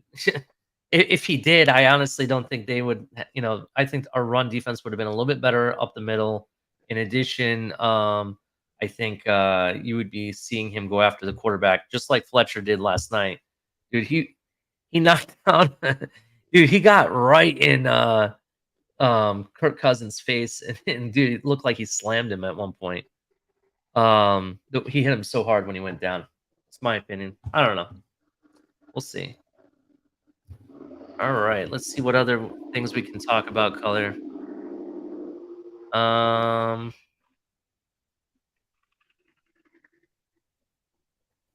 Okay, where's Lewis? This would be a good story for him. Smythe suddenly in the spotlight, Color. So maybe there was a reason that Miami Dolphins didn't bring in more reinforcements at tight end during the offseason. And maybe that reason was Durham Smythe. As for with everything else, after the impressive 36-34 victory against Los Angeles Chargers in week 1, there's a danger of overreacting to what Smythe did at SoFi Stadium. But there's also no denying how impressive it was. The stat that stands out clearly is Smythe played all 67 offensive snaps. The Dolphins took offense while putting up 536 total yards, as in he never got off the field when the Dolphins had the ball. So that is something that was interesting. I didn't even realize that he played every single offensive snap color, right? While Smythe did his usual solid work as a blocker, Smythe also was the biggest factor in the passing game, not named Tua, Tyreek, or Jalen. Smythe actually had the second most targets on the team Sunday behind Hill with 7, and his 45 receiving yards come in third behind the two explosive wide receivers. Smythe was on the receiving end of a 10-yard completion from Tua when the Dolphins converted a 4th and 7 in the second quarter in the drive and ended with a touchdown that gave them a 17-14 lead. The 7 targets, incidentally, equaled the highest total of the previous 2 seasons with Mike Gesicki, who always was the team's pass catching specialist at the position. So it could be that Smythe might just provide exactly what Gesicki provided in the passing game. I want. We've only been saying that for a year and a half, Ali. Hold on. I want Lewis to come up here. I'm demanding Lewis to come up here and read this sentence out loud. Here, and I'll read it for you first. The 7 targets, incidentally, equaled the highest total of the previous 2 seasons. So it could be that Smythe might provide exactly what Gesicki provided in the passing game. Exactly what Gesicki provided. I mean, like I said, isn't that what you and I found out every time we do the comparison with the numbers? I mean, and this is what he said. This is what he said in continuation to that sentence. He also says, minus the occasional acrobatic catch, while continuing to develop much more desirable blocking. So, just so you're aware. Well, fortunately, we got a quarterback that doesn't need an acrobatic catch. Yeah, that's right. He just needs a catch and, stay focused. That's basically what it is. And this is where the offseason comes into play again, not only in the team not adding a prominent tight end after Gesicki left as a free agent, but also in the decision to sign Smythe to a 3-year contract extension. That extension had salary cap benefits for the Dolphins, but it also was a reward for a player whose role always has been a bit underrated before it was impossible to ignore in week 1. Smythe Gesicki reunion. It's fitting that we're mentioning Gesicki here because of Dolphins week 2 game at Gillette Stadium against New England Patriots, Gesicki's new team. Anyone who has followed the Dolphins in recent years know that Smythe and Gesicki are very tight, so you can look for them to come together before and after the game. So naturally, Gesicki was a big topic of conversation when Smythe met with the media Wednesday. This was the exchange. Question: are you trying to outdo Patriots tight end Mike Gesicki on Sunday? That's the enemy. They're all the same. Enemies are faceless, as they say. He's definitely faceless for me. And he laughed afterwards. Do you think you have a chance to have more catches and touchdowns than tight end Mike Gesicki this year? Well, that's always up in the air. I mean, different offenses call for different things, different personnel, and things of that nature. So it'll be fun little things for us probably towards the end of the year. Have you heard how tight end Mike Gesicki is enjoying the New England area? I think he likes it. I obviously stay in pretty close contact with him, and he's enjoying it. He enjoys what they're doing up there. He enjoys the area. It's closer to home for him. So all of those things together make it an enjoyable experience for him. Any weirdness with tight end Mike Gesicki this week, considering how close you are, but for the first time in opposite sides in regular season game? What dynamic does that create in your texts to each other this week? Yeah, it's funny. I mean, we're obviously stay in very close contact, but this week, ever since really the day after the game last week, it's been kind of radio silence. And I was just telling these guys in another faceless, it's another faceless opponent That's all it is. So we'll talk after the game for sure. In his Patriots debut last Sunday, Gesicki had 3 catches for 36 yards on 3 targets in the 25-20 loss against the Philadelphia Eagles. Yeah, faceless opponent. Faceless tight ends. What do you think, Color?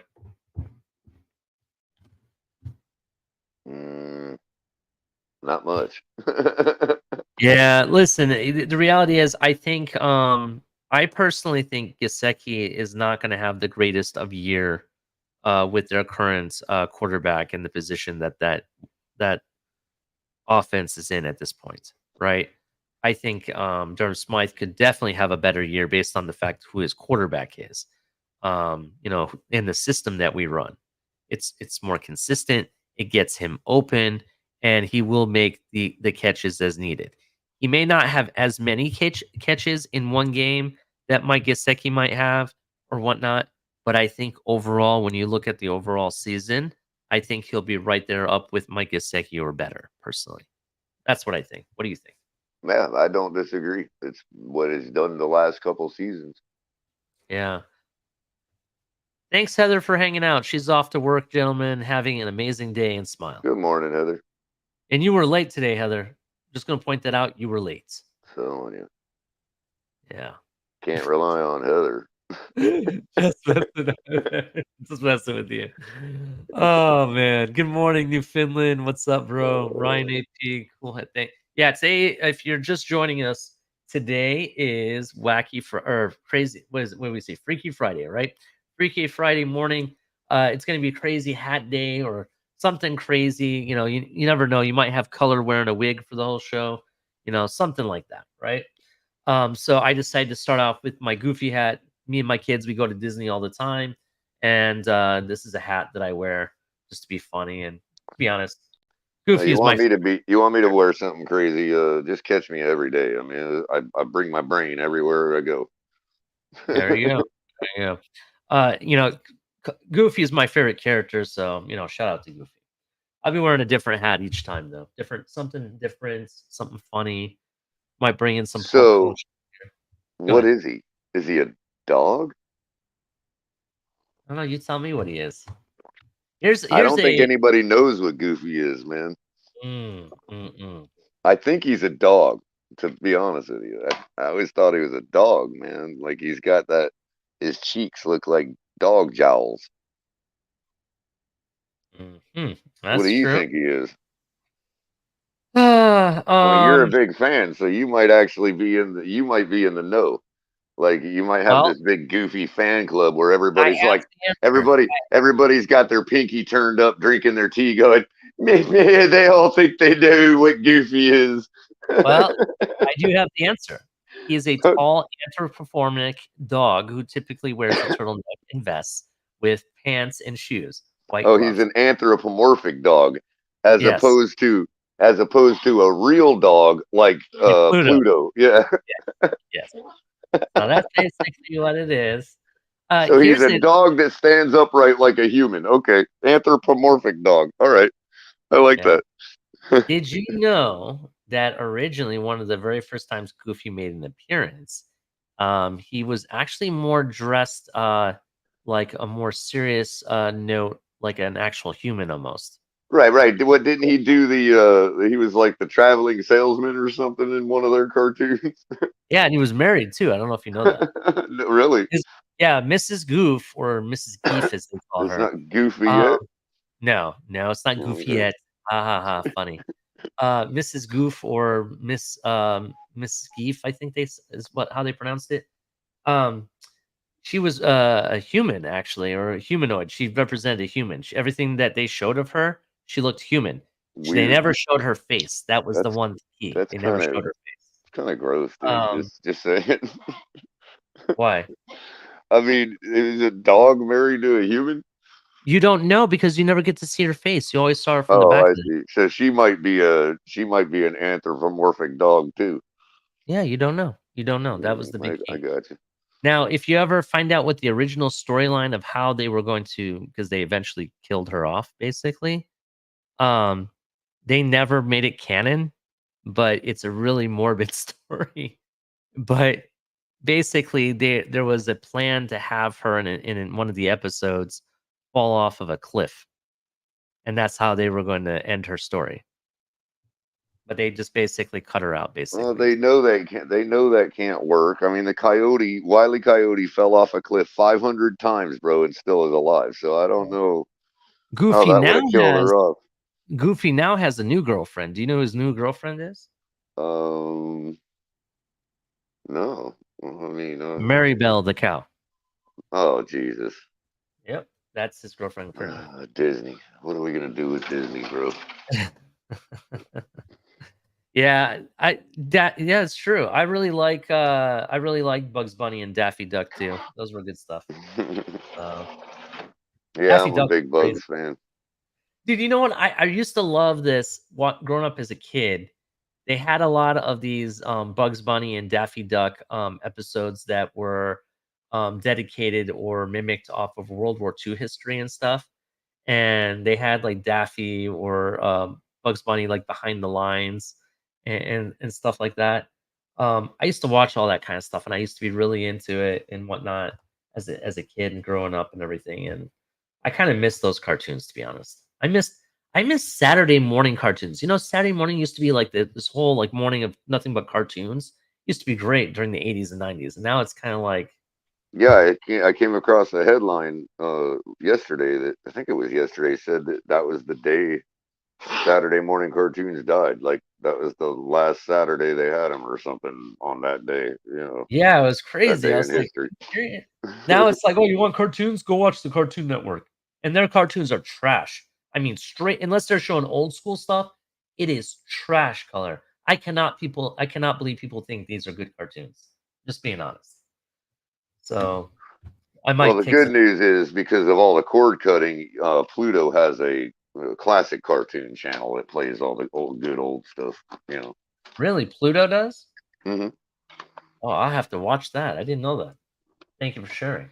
Yeah, it's going to be. They have like they do that where they'll have like Mhm. channels devoted to old shows too. Like they'll have like the Three's Company channel that just does nothing but Three's Company all day. Mm. All right, Color. Let's take the next 10 minutes. And then there's two things here. First of all, if you're in the chat, make sure you hit like and subscribe. Um, I want you guys to start putting your questions that you want us to answer in the chat. I'm going to take the next 10 minutes. Me and Color are going to give you our predictions for the final score, any big things that we're predicting in the game or whatever. And then the last 10 minutes, we'll try to answer as many questions as we can. All right. So start putting your questions in the chat. So, Color, what is your prediction for the final score on Sunday night? I have us at roughly a 60% to 40% ratio. Not in the running and passing game. I'm talking about in the analytics, and so my score prediction is going to reflect that. I think we get things right on defense. I don't think that the New England offense cannot keep up with us if we get things going on our offense. And so I think it's going to be tough sledding for the Patriots all day. And I think we pull this out 27-16. Okay, 27-16. I think they look like they're moving the ball all day, but they only score 3 field goals and a touchdown. And we score 3 touchdowns and a field. You know what I mean. I think, in my opinion, I honestly think that the Dolphins are going to continue what they did in week 1. I think it's going to be a 70% to 30% ratio. What that means is I'm going to call out the run passing ratio. I think we're still going to be 70% passing, 30% running. Oh yeah, I was just pointing out that wasn't for that. It was more of the analytical ratio. But yeah, I got you. That is my prediction, and I do think we win 34-14. Oh, you got a big win coming. All right. Yeah, and then the reason for that is their cornerback is injured now. right? He's on the injury report with an ankle injury and is questionable. So you already got the injury there. In addition, I think with the passing game, I just don't see New England be able to hold Tyreek Hill. They haven't faced a guy with that kind of speed. They did face Devontae Smith and AJ Brown, but I still, even though the Eagles won last night, there's growing pains with that team. I don't think they Yeah. they face that team when they're at their I best. think that was evident last night, and the fact of it Mm. is the Patriots still only scored 20 points on them. It's not as if Yeah. they, I mean, yeah, sure, they played him tough and they held him down and whatever else, but where's Jalen Hurts as Tyreek Hill and Jalen Waddle? Yeah. Well, they were there last I season. mean, This you season, saw they're you not. saw him trying to force the ball to AJ last night, and it wasn't working. You know what I mean? It's like, Yeah. yeah. Oh, and another thing, I watched a video from a couple of these fantasy guys. Actually, not a couple of these fantasy guys. It was one fantasy guy who was doing film breakdown for their fantasy purposes, but he was breaking down with Colt McCoy of all people. And Mm. the purpose of the video was to point out how Mike McDaniel is like revolutionizing the league, and how other coaches are already stealing what we're doing. And like, so they went through and they did a film breakdown of Tua and our offense last week. And during that breakdown, like the couple of the things they were pointing out was like, okay, I'm feeling this now, bro. I'm getting it. You know what I mean? Like, this could really be unstoppable, dude. Mm-hmm. And so they went through that, and that was really insightful. But then they continued to show how Sean McVay already stole the same concept that we ran against the Chargers, already stole it and used it against in their game last week. And by the way, the particular receiver they used in the Tyreek role, Mm-hmm. their speedy receiver, Yeah. was a name that I happened to come across. Like, I saw in the fantasy output, like numbers like, oh, this guy had a big day. And I didn't, nobody expected it, right? Mm-hmm. Tutu Atwell. That's why Tutu Atwell had a good game in fantasy this week.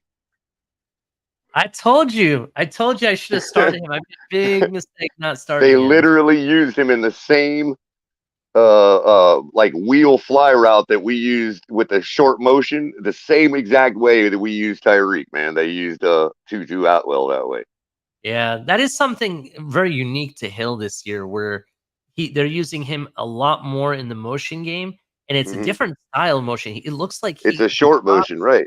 He stops and takes off before the ball's even snapped. You know what I mean? And it's also going from the slot to the out instead of crossing the ball at the last second before the snap of the ball. And the way it confuses the defense, because what happens, traditional motion, the receiver comes across, gets set or whatever, and during the time that he's running down the line of scrimmage, it gives the defense a chance to give hand signals to change their coverage.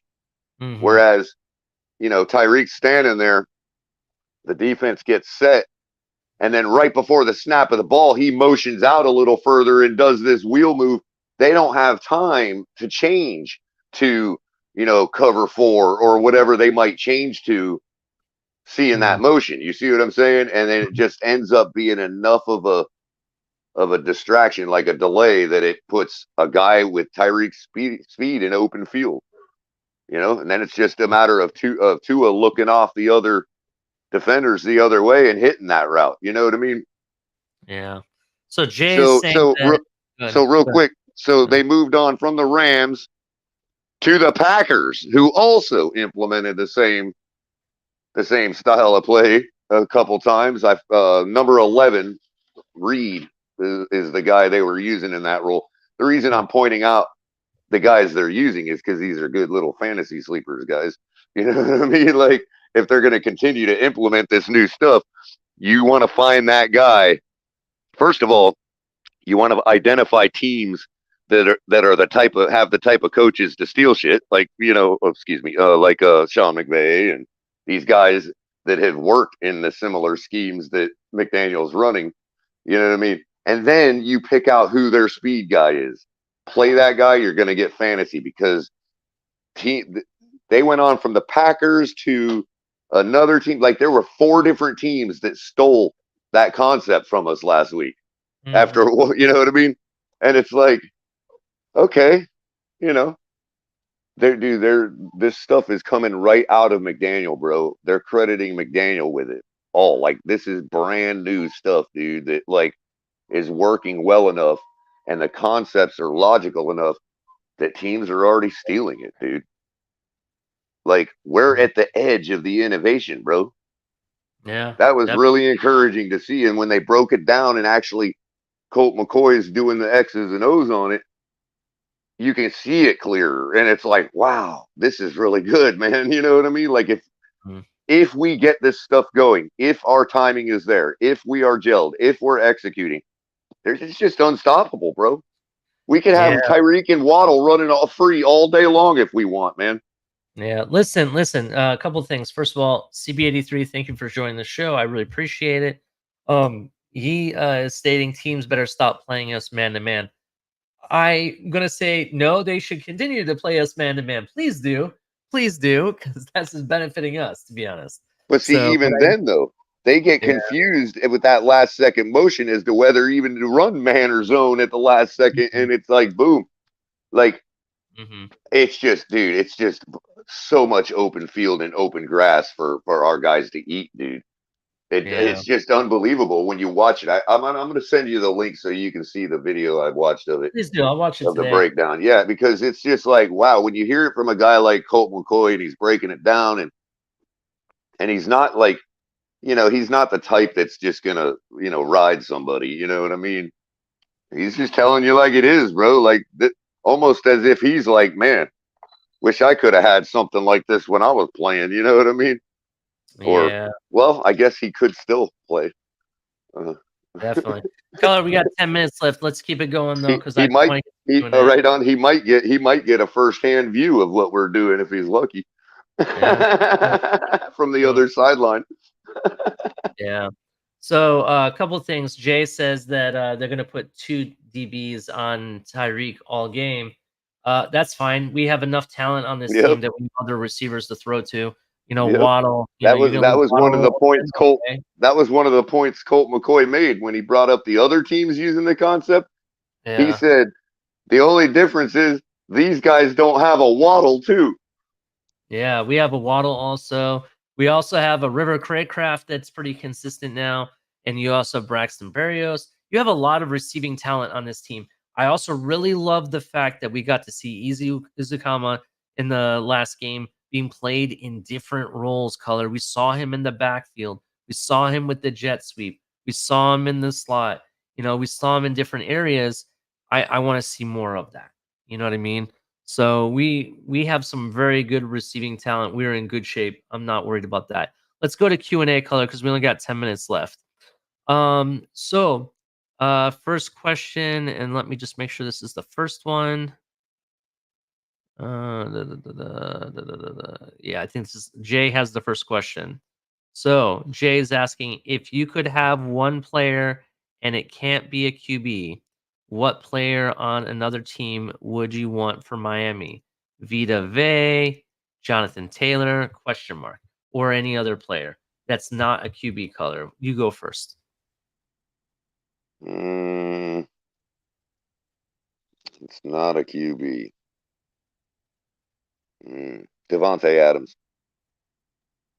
Devontae still? He's the best receiver in the league, bro. Is he still, though? Is he? Talent-wise, yeah. In my opinion. All right. No. Let me take that back. If I could have any player, any team, even if they're not available, Aaron Jones. As running back. I gotcha. He's injured right now, but yeah, I could. All right.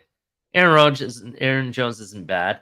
Um, First of all, to your comment about Devontae Adams, I like Devontae Adams, but he hasn't been the same since he left Aaron Rodgers, to be honest.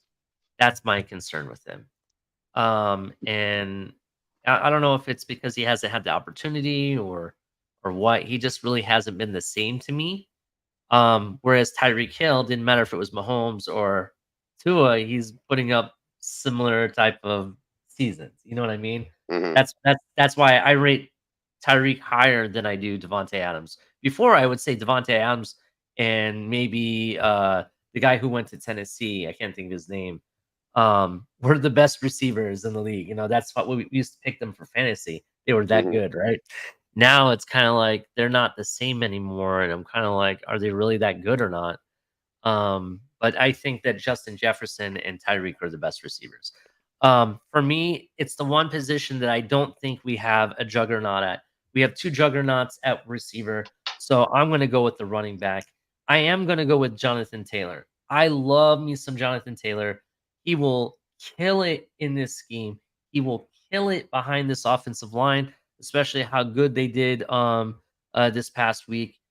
In our strong suit, unlike popular opinion, our strong suit, even though our passing game, pass blocking got better, we saw what they did on in week 1.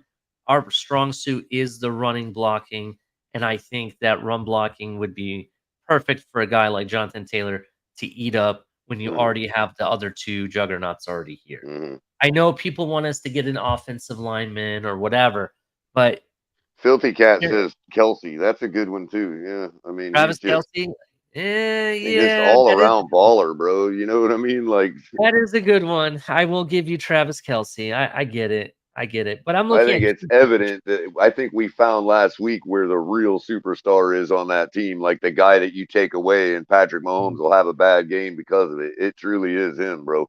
Yeah. See, Like, for me, a running game is so important to have in your back pocket, and you want a solid running game because you never know when they take out maybe your mhm. receiver gets injured or whatever. You want to have it in your back pocket because that is your get out of jail free card, so to speak, in football, right? And I Having that can just kind of see guy that out. big goofy guy becoming friends with Tua, taking him under his wing and just saying, "Hey, buddy," in the huddle. "Hey, buddy, just look for my big goofy ass, and we'll be fine, man." uh, That's I don't probably all he know. tells Mahomes. Like, just look for me, man. I'll be there. um, Speaking of Either which, that or his brother. I mean, as centers go, bro, that dude's pretty good, man. yeah, there's some news for Travis Kelce. So earlier on, reports stated that Travis Kelce tried to hook up with Taylor Swift and she rejected him, right? Mm. Just like she rejected doing the Super Bowl for whatever reason, which I'm kind of glad. No offense, I personally don't like her style of music. I don't think it fits to. Wasn't there somebody else trying to hang out with her now too? Like, I don't know, but supposedly new reports are saying that they finally um are talking and mm. yeah, something like That that. means they were caught at a party behind a closed door. That's what happened. The Yeah, the so leaker found maybe out. maybe they Yeah. are talking, talking. Good morning, Molly Mall But my and point of Miss bringing Fanny. that up was that Travis Kelce would be too busy looking for Taylor Swift and worrying Mm. about Tua Green and Rat Green Rat says Kittle. That's a good one too. Kittle. I like Kittle. By the way, Kittle is only in the 5,000 range in salary on DFS this Why week. do we need a Kittle, bro? We have Durham Smythe. What are we worried about? This Kittle's a game changer, bro. I Mm, mean, let's be real. He could literally. He's almost becoming Crash Jensen like, dude. Like they could line him up at receiver. They could do just about anything they want with that guy. I guess so. You might be right. But Let's keep it going with the next question, color. look for him in fantasy though this week. He's pretty cheap. Yeah, yeah, that's true. Kevin Lee is asking Ali and Color, how many yards does Tua get Sunday, and how many yards does Hill get? I say Tua gets 300 plus yards minimum, and Hill gets 150 plus yards. What do you think? I agree, but I'm gonna switch to maximum. I think he gets 350 maximum. Just simply because of the way Belichick designs his defense. He's gonna be trying to suppress our passing game, which will be effective, but not as effective as as it was last year. When we were putting up 250 roughly on their defense. I think that and Mike McDaniel can make enough adjustments from last year to this year to allow us to put up more production. But I don't think Bill Belichick's going to let things get out of hand to the tune of a 450-yard passing game. I could be wrong, but I'll still say we get over 300. All right, so I'm going to start off with the receiver position first. I do think that Hill gets 125 yards and a touchdown, but I also think that Waddle is going to get more yards. I want to say about 150 plus yards and a touchdown in addition to it. And because I think what will happen is when, Tyree gets hot early, I think they're going to try to stop him more, and that's going to open up Waddle. That's just my opinion. And I do think that Tua gets 300 plus, like 350 yards, something like that. Right. We have to be careful in the respect that Belichick's only hope is to sort of make it look like we're doubling Tyreek. But in fact, like he has to kind of dangle Waddle out to us as bait. You see what I'm saying? When he's actually covered in some way without Tua knowing it. You know what I mean? That's his only hope, really. Tua did say this in his press conference. They cover up things and make things look the same when they're really not. Right. So you may think somebody is open and they're not, basically. Well, and that's what I'm saying. He may think somebody's being double covered when they're not. When he's actually the guy, and you go shift over and throw to Waddle, and boom, all of a sudden some DB comes out of nowhere. You know what I mean? Like, that's the kind of thing you got to worry about a little bit, is them disguising who they're doubling and who they're shading. And they'll probably switch back and forth because he knows Waddle is just as talented, as far as speed and whatever else. So, 6 or 1/2 dozen of the other. And I would imagine he's used that phrase at least 3 times in practice this week already. Yeah. 72 Undefeated is asking a question, not so much to speak about what we're talking about, but what he's asking is, does anyone know if they're going to honor Zach this year in what game? I'm assuming they're probably going to at some point. What game? I don't know. We haven't even played our home game yet. It's not till next week. I'd imagine maybe our first home game. Is usually when they like to do that kind of stuff. Yeah, so that's a very big possibility. Home opener against a nonsensical team. That's kind of when they do like to do that stuff. 72 says maybe a primetime game. I know we have a Monday night game in December. Yeah, that might be it. That's true. Yeah. Hope they announce it, he says. Or a Thursday night game when nobody's paying attention. It's true. Miss Finn says having Taylor in the Super Bowl would be awesome. I don't know. Listen, it's just not my style of music. I don't care for it personally. Taylor? It's not my thing. Taylor Swift. Oh, well, I thought she was talking about JT. If we're talking about Jonathan Taylor, then hell yeah, would be awesome. Yeah, I don't think Miss Finn's I don't pin her as the Taylor Swift type. I'm just saying. I could be wrong. She did say would have been awesome. So I think she's referring to Taylor Swift. Oh, right, because she canceled. Right. Forgot canceled. Any news on JT? Okay, this will be the last thing we talk about. Then we got to cut it down. So Jonathan Taylor, still his trade demands are in place. He does not want to be a Indianapolis Colt anymore. He's not lit off from that. That's the last thing we heard. There is big speculation that talks for him are going to heat up the closer we get to week 4, because after week 4, he is eligible to come off the PUP list, right? So between week 4 and week 6, that's when the talks are going to blow up. The speculation is that Miami is going to continue to look at bringing him in. I think that stems from one, they are still looking at their running backs. The room is banged up. You got players that, even though we got players coming back from off of it. Jeff Wilson is still on the injured reserve. You don't know what's going to happen in the next 2 games. One of these running backs could get injured again. You don't know.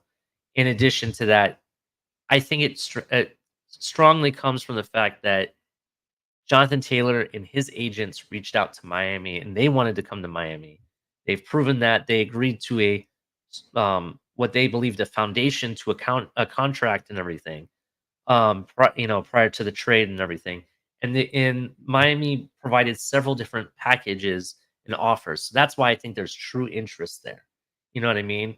I don't think it's just some fan motivated interest, and that's why we're speculating that Miami is like really trying to bring the person in, such as a Dalvin Cook or whatever. You know what I mean?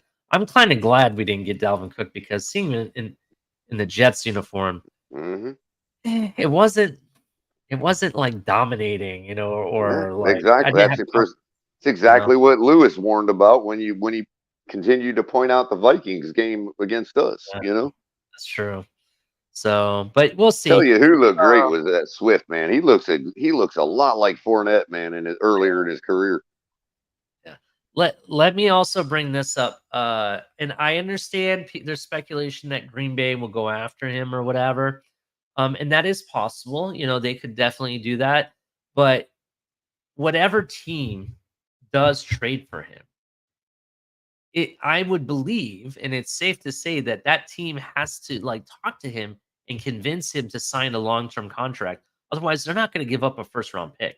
And the only team that it's been officially reported that they have agreed to a contract demand, like they're going to pay him the money he wants, is Miami. That is the only team that has come out and made that agreement, and that's been reported in the media. Just being honest. So I get that people think because Green Bay is interested, he's going to automatically go there. No. First of all, yeah, he's under contract, so they could technically trade for him, and he could have to play there the rest of the season. But when he's a free agent, he could sit there and be like, well, I'm not agreeing to a multi-year long-term contract with you. Let me go. I'm going to go where I want to go. You know what I mean? They could franchise him technically, and he could still, sit there and, play tough ball or whatever. That's just going to hurt you in the long run. You just wasted a first-round pick on a guy that doesn't want to be there. I don't see a team doing that. Whatever team does trade for him, he's going to want to go there. And does he really want to go to the frozen tundra? Does he really want to go there? I don't think so. That's just my opinion. So I think places like Miami or other areas, bigger markets, I think actually attract him more. So that's why when the Rams were interested, I could see him playing for the Rams. That's a team that I said that was a dark horse team that could be interested to be looking, because supposedly they're off of Cam Akers. That's why I'm thinking that they would be, a good fit. But I don't know. What do you think about that, Color? I'll let you answer, and then we'll close it down. Final thoughts. I mean, I don't know. It's such a complex thing. I do know that the Colts have very little trade leverage at this point anyway. I mean, I don't think a team is going to just start throwing around first-round draft picks if they didn't the first time around. Miss Fins has come out as a Swiftie. It's official, Color. You were wrong. Do what? Miss Fins has come out as a Swiftie. Oh, so yeah? To Taylor Swift. Yep. Not DeAndre Swift. Oh, okay. I got you. What time are you starting your open panel, Miss Fins? Plug it in. Happy birthday. I didn't know it was your birthday. Today, yeah. Today's Miss Fins' birthday. Oh. What time is the... You know what that means, Ollie? It doesn't matter what the tailgate show is, bro. Top of the tailgate, late night exhale, color commentary, KP's show. It doesn't matter what it is. It's Miss Finn's birthday. And you know what that means? What's that mean? A 1, a 2, a 1, 2, 3. Happy birthday to you. Happy birthday to you. Happy birthday, Miss Vince, formerly Jolie. Happy birthday to you.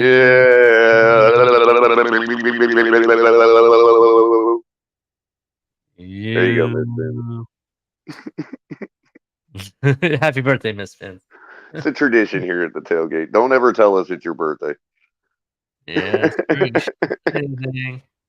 If you don't want to hear Color do that, don't tell us it's your birthday. I almost forgot about that tradition. It's been a hot minute since we had a birthday around here. Mm-hmm. So that's because everybody got the word. They're like, don't let Color do that, man. Oh man.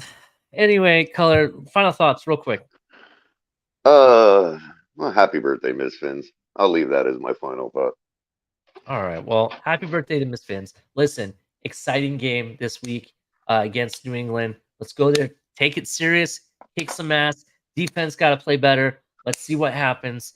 I have us winning, like I said, what did I say? 34-14 or something? 34-16. That is what you said. Yeah, something like that. That's my score. That's what I'm sticking with. And with that, all adieu. I'll tell everybody, have a great day and fins up, everyone.